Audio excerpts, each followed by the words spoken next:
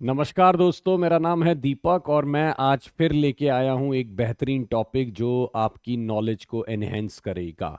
Right, सो आज हम सीखने वाले हैं फिगर ऑफ स्पीच, जिसके अंदर हम बहुत बेहतरीन एग्जाम्पल्स देखेंगे जो हमारे लिए बहुत काम आ सकते हैं। आप मेरे टेलीग्राम से भी जुड़ सकते हैं, इंग्लिश बाय दीपक सर, ये स्कैनर यूज़ कर सकते हैं और मेरे टेलीग्राम से जुड़ सकते हैं। राइट, कोर्सेज हमारे पास अवेलेबल है। आप मेरा कूपन कोड यूज़ कर सकते हैं दीपक।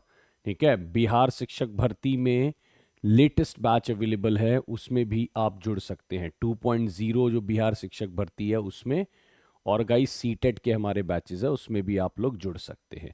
चलिए आइए पहले एग्जाम्पल से हम लोग शुरू करते हैं। ये मेरा व्हाट्सएप नंबर है, अगर किसी को मेरे से बात करनी है तो इस पे मुझे व्हाट्सएप कर सकता है, कोर्स रिलेटेड इंफॉर्मेशन आप ले सकते हैं। चलिए, holy time is quiet as a nun. Holy time इतना क्वाइट था जैसे कि नन। ठीक है, नन बहुत शांत रहती हैं और सब है टाइप में। तो यहां पर सीधी सी बात है, एक सिंपल कंपैरिजन हो रहा है और आपको पता है कंपैरिजंस के लिए हमारे को एज और लाइक की जरूरत होती है। और ये जो कंपैरिजंस करते हैं वो कौन सा करता है? सिमली, जिसको आप हिंदी में क्या बोलते हैं? उपमा, जिसको आप बोलते हैं क्या? तुलना। राइट, तो ये बहुत सिंपल एक सिमली का एग्जाम्पल है। The holy time is quiet as a nun is an example of simile. तो बहुत सिंपल है दोस्तों सिमली। हाइपरबले क्या होता है? जब आप कोई एग्जैजरेटेड स्टेटमेंट देते हैं, यानी बात को बढ़ा चढ़ाकर, है ना। एग्जैजरेटेड स्टेटमेंट इज कॉल्ड हाइपरबले, बात को बढ़ा चढ़ा के। और जब आप कोई नॉन लिविंग को, है ना, लिविंग क्वालिटीज देते हैं, नॉन लिविंग को लिविंग क्वालिटीज देते हैं, ठीक है ना, तो वो आपका पर्सोनिफिकेशन में चला जाता है।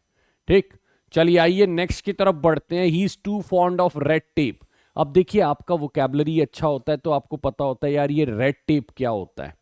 Too fond of red tape, red tapism जो होता है वो एक्चुअल में बोला जाता है ब्यूरोक्रेसी हर्डल्स के लिए। मानिए आपको कोई जाति प्रमाण पत्र बनाना है, या मानिए आपको कोई भी ऐसा काम करना है जो गवर्नमेंट से रिलेटेड है, तो कई बार गवर्नमेंट के बहुत चक्कर लगाने पड़ सकते हैं, है ना। बहुत सारी चीजें डिमांड होती है, वो कागज लाओ, ये कागज लाओ, तो रेड टेपिज्म में फंस जाता है। रेड टेपिज्म होता है टू मच ऑफिशियल फॉर्मेलिटीज। इसको ये गाइज ये वैसे भी बहुत आता है पेपर में, है ना, मतलब ये बहुत फेमस है। रेड टेपिज्म का मतलब होता है too much official formalities. Right, जब बहुत ज्यादा ऑफिशियल फॉर्मेलिटीज पूरी की जाए। मानिए आप जब गवर्नमेंट जॉब लगती है तो आपको पता है इंक्वायरी कितना जबरदस्त होता है ना। चारों तरफ से इंक्वायरी होती है पर्सन की कि कहाँ पर रहता है, कैसे रहता है, कौन है। तो बहुत सॉलिड इंक्वायरी होती है। तो he is too fond of red tape. Red tape जो है वो एक तरीके से टू मच ऑफिशियल फॉर्मेलिटीज के लिए रिप्लेसमेंट वर्ड है। और रिप्लेसमेंट वर्ड जो आते हैं वो आते हैं मेटोनमी के अंदर। जैसे मेटोनमी में अगर मैं बोलूं हैंड को हेल्प बोलते हैं, ठीक है ना, हैंड को हेल्प बोलते हैं, है ना। द बेंच जो है वो जजेस कहलाता है, ठीक है ना। द बेंच का मतलब जजेस कहलाते हैं, है ना। Both the houses adjourn, Lok Sabha Rajya Sabha के लिए बोला जाता है। तो metonymy is a replacement of words, ठीक है, यानी वर्ड को बदलने वाला। तो दोस्तों यहां पर जो है वो मेटोनमी अलंकार होगा, बहुत फेमस है। He is too fond of red tapism, metonymy हमारा right answer. The ploughman homeward plod his weary way, है ना। देखो कभी भी ध्यान रखिएगा एग्जाम, जैसे मैंने बोला कि माई केयरफुल स्टेप्स, माई केयरफुल स्टेप्स। एक चीज बताइए, क्या आपके स्टेप केयरफुल है या आप केयरफुल हैं? अगर मैं बोलूं, मैंने बोला माई केयरफुल स्टेप्स, तो आप केयरफुल है, आपके स्टेप्स केयरफुल नहीं है। वो अपने आप को थोड़ी केयरफुल कर लेंगे। केयरफुली तो आप चल रहे हो, है ना। केयरफुली यानी बहुत ध्यान से तो आप चल रहे हो। तो यहां पर क्या हुआ है, स्टेप्स को केयरफुल बोलना था, जबकि आई केयरफुल था, है ना, यानी वो बंदा केयरफुल था। तो यहां पे क्या हुआ कि ट्रांसफर कर दी गई एपीथेट। एपीथेट का मतलब होता है उपाधि, टाइटल। एपीथेट का मतलब होता है उपाधि और टाइटल। तो यहां पर क्या हुआ, उपाधि और टाइटल जो है ना वो ट्रांसफर कर दी गई किसी और को, है ना। स्टेप्स केयरफुल नहीं थे, बंदा केयरफुल था, पर्सन केयरफुल था, लेकिन स्टेप्स को केयरफुल बोल रहा है। जैसे अगर मैं बोलूं सैड वर्ल्ड, सैड वर्ल्ड में वर्ल्ड थोड़ी सैड है, वहां के लोग सैड है। कभी भी संसार थोड़ी सैड होता है, उसमें रहने वाले लोग दुखी होते हैं। तो यहां पर जो सैड वर्ल्ड बोल रहा है वो एक्चुअल में जो लोग हैं उनको बोलना चाहिए, और इसने वर्ल्ड को सैड बोला। तो ये ट्रांसफर्ड एपिथेट होती है कि किसी और को बोलना था और आपने किसी और को बोला। राइट, तो बड़ा फेमस है ये भी ट्रांसफर्ड एपिथेट। राइट, तो ये हमारा थर्ड आंसर क्या बनेगा, transferred epithet. Right, careful steps हो गया, साइलेंट वर्ड हो गया, हैप्पी डे, है ना, I spent a happy day, जैसे एक बहुत फेमस एग्जांपल है, I spent a happy day. अब डे थोड़ी हैप्पी है, तुम हैप्पी हो, बोल वो हैप्पी डे रहा है लेकिन डे हैप्पी नहीं है, आप हैप्पी हो। ठीक है, तो यहां पर डे को हैप्पी बोल रहे हैं, तो ये आपके ट्रांसफर एपिथेट। ऐसे ही वेरी वे, यहां पर वे को वेरी बोल रहे हैं, वेरी मतलब थका हुआ होता है आई थिंक, है ना, जबकि कोई और है। ठीक, तो ये ध्यान रखिएगा। चलिए, तो ये आपका ट्रांसफर एपिथेट के अंदर आएगा। Fourth number, come on trousers you have to fit me. वो कह रहा है come on trousers you have to fit me.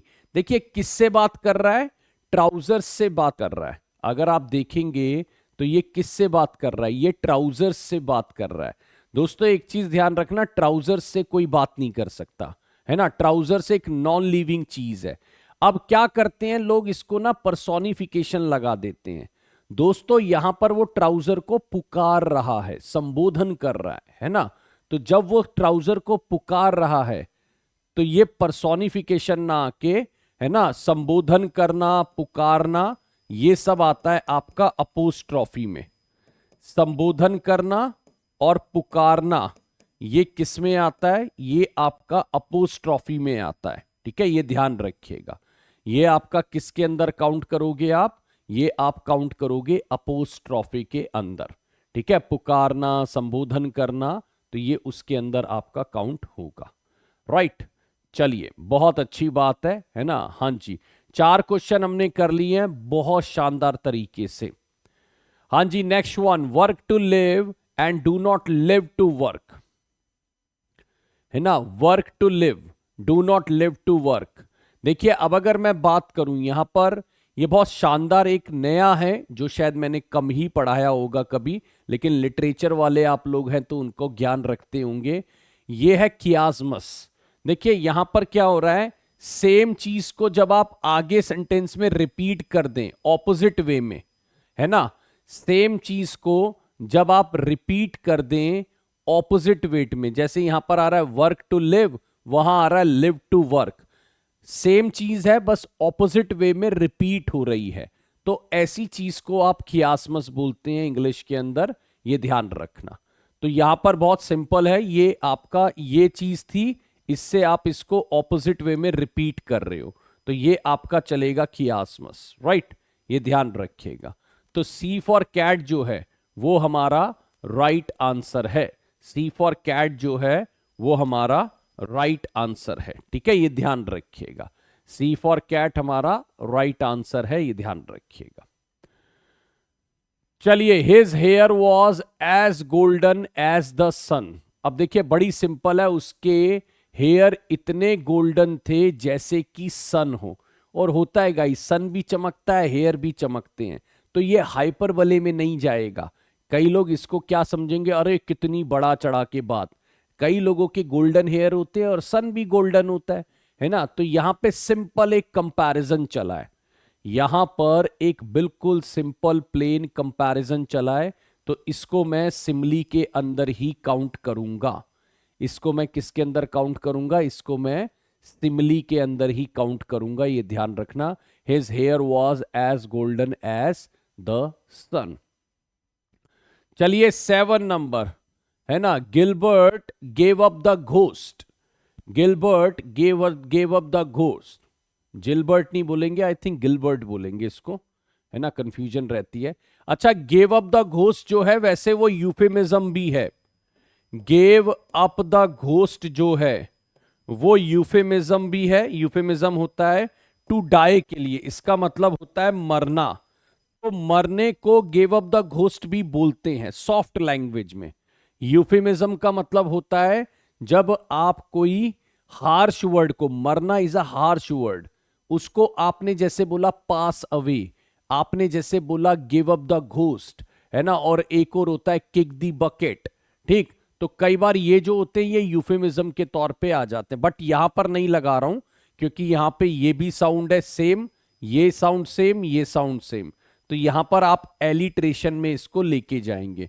Alliteration होता है अनुप्रास अलंकार, जहां पे चीजों को रिपीट किया जाता है ना। एलिट्रेशन होता है अनुप्रास अलंकार जहां पर चीजों को यानी कॉन्सोनेंट साउंड को रिपीट किया जाता है। Gilbert gave up the ghost, तो यहां पर जी का जो साउंड है वो आपका रिपीटिशन हो रहा है, यहां पर जी के साउंड को आप रिपीट कर रहे हो।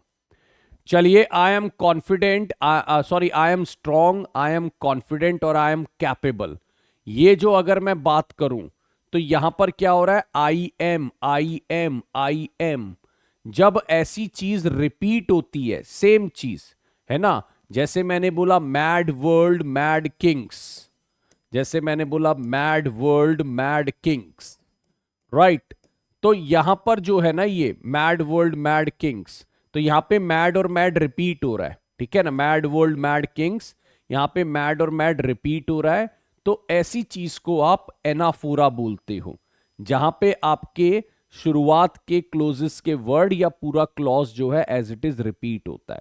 तो यहां पे आ रहा है आई एम और आई एम, राइट। क्लाइमेक्स नहीं है, ध्यान रखना, क्लाइमेक्स नहीं है, क्लाइमेक्स में चीजों का असेंडिंग ऑर्डर में चलना होता है, मतलब ऊपर की तरफ जाती होती चीजें हैं, है ना। एंटी क्लाइमेक्स उसका ऑपोजिट होता है, तो ये यहां पर एनाफोरा के तौर पे देखा जाएगा। Man proposes God disposes, man की आदत है मांगते रहना, भगवान से फैलाते रहना झोली, और गॉड कई बार उसको मना कर देता है। मैं कहते ना मेरे मन में कुछ और, भगवान के मन में कुछ और, है ना। यहां पर ये जो क्लॉज है ये इस क्लॉज के ऑपोजिट हैं, तो यहां पर टू क्लॉजेस जो है वो ऑपोजिट वे में नजर आ रहे हैं, टू क्लॉजेस जो है वो ऑपोजिट वे में नजर आ रहे हैं, और ऐसी चीज को आप एंटीथीसिस बोलते हो। और देखिए थोड़ा सेंसिबल बात भी है, मतलब जब टू क्लॉजेस ऑपोजिट हो और बात थोड़ा सा क्या हो, सेंसिबल हो और लॉजिकल हो थोड़ा, है ना, कि भाई हर बार आपकी इच्छा पूरी नहीं होती। मैन प्रपोजेस गॉड डिस्पोजेस, ये बड़ा फेमस एग्जाम्पल है एंटीथीसिस का, है ना। This is very very famous example for antithesis, right. चलिए आज का लास्ट क्वेश्चन है दोस्तों, ओवर द हिल। देखिए ओवर द हिल जो है वो एक क्या होता है, वो बोला जाता है जब कोई व्यक्ति ओल्ड हो जाए, जब कोई व्यक्ति बूढ़ा हो जाए, तो यानी ओवर द हिल। सुनने में तो बड़ा अच्छा लग रहा है, मैं कह रहा हूं बुढ़े हो गए हो, कितना हार्श लग रहा है, कितना मतलब ये ऐसे लग रहा है किसी ने पता नहीं क्या बोल दिया, लेकिन मैंने कहा यार seems you are over the hill now, है ना, it seems that you are over the ill.